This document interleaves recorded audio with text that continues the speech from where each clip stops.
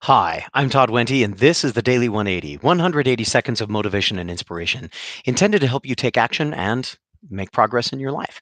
This is episode 293 of the Daily 180, and I want to talk today about another E word. That E word that I want to talk about today is eagle.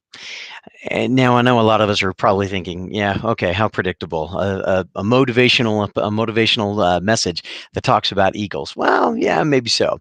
And I'm not going to share any of the tried and trite stories about eagles, but I do want to share a couple of observations that I've seen about eagles when I've seen them out in the wild. I've had the opportunity to see several different kinds of eagles. I've seen bald eagles in the wild. I've seen golden eagles in the wild. And along with eagles, I've seen other birds of prey, other raptors.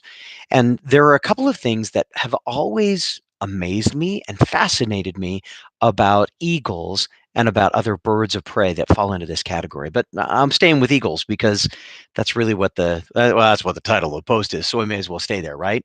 The first one is that eagles have the ability to soar with very little effort being expended for extended periods of time. And it's because they observe the landscape.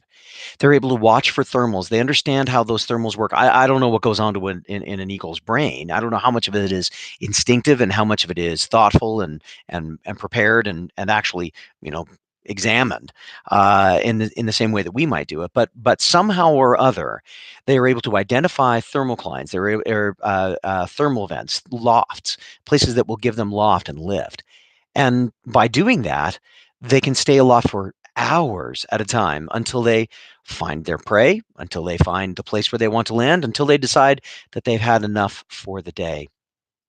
Sometimes in our own lives, we have so many things buffeting us all the time that it becomes difficult for us to stay aloft. Finding a way to observe all of those things and find the places where we can get lift in our day can keep us aloft for a much longer period of time. It doesn't mean that any of the problems necessarily go away. In the same way that with an eagle, it doesn't mean that any of the downdrafts or other kinds of situations that they might be dealing with, mountains, other birds, any of those kinds of things, are going away. It just means that we're taking very careful a stock of the situation around us and finding the best way to use all of the options that are available.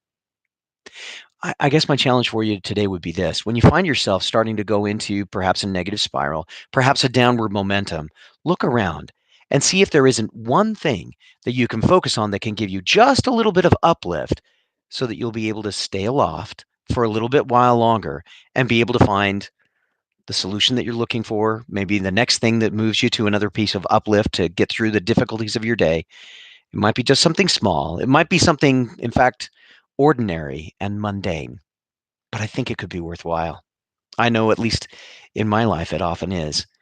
A message from my wife, a text on my phone, or taking the time to send a text to my family, to my children, or to good friends can often give me just that uplift that I need. I hope this has been useful for you today. If it has, please give us a thumbs up, give us a share, give us a comment. We'd love to hear from you in the comments field below. In the meantime, my name is Todd Wente. This has been the Daily 180. Go forth and conquer. We'll see you next time.